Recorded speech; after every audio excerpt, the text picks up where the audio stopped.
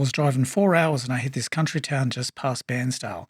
I was feeling hungry, so I parked the ute in search of something to eat. Across from the cemetery was a place called the Cemetery Café. I would eventually find out why, and it wasn't just for the proximity. I ordered a bacon and egg roll and a coffee. It was delicious. The lady that ran the place asked me if I was just passing through. I told her I was and that I didn't really have a specific destination in mind, just following the work. She asked what I do. I said anything. She said, I could do with a bit of help around here, if you're interested. Truth was, I was running out of cash, so I accepted the offer. Her name was Brenda. She said I could take the room upstairs and when could I start? I said whenever. Most of the clientele were elderly. Over the next few days, I started to get to know the regulars. There was Barry. I'd put him at least 90 years old. He used to order the same thing every day, roast beef sandwich and a mug of beer. Then there was Margaret. She loved the soup of the day. She would knit these little wooden teddy bears. Hans, the chess king, he played a game every day and you'd hear him say checkmate, and Mario, always complaining about his wife.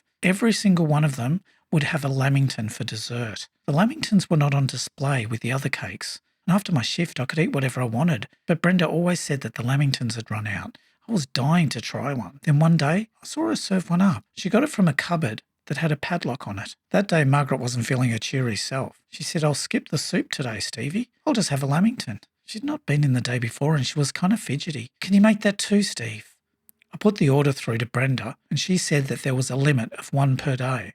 When the lamington came out, Margaret scoffed it down in one bite. One night, I was upstairs watching TV. I couldn't stop thinking about the lock on the lamington cupboard. I heard this noise out front. I went downstairs. There was Margaret looking through the front window of the cafe. What are you doing, Margaret? I need a lamington, she said. They're locked away and I don't have access.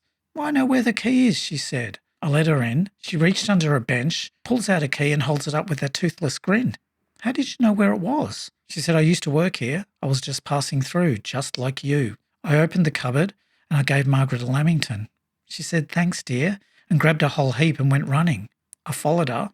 Her run was only slightly faster than my walk.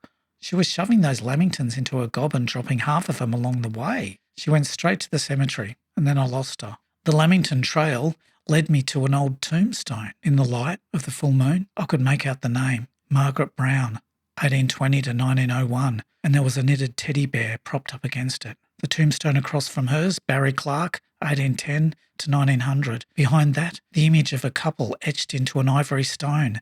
It was Mario and his wife. And there was Hans, a chessboard carved into the tombstone with one word, checkmate. The next morning I told Brenda it was time for me to move on. She offered me a lamington. I said, no thanks. I hit the road. I've never eaten one since.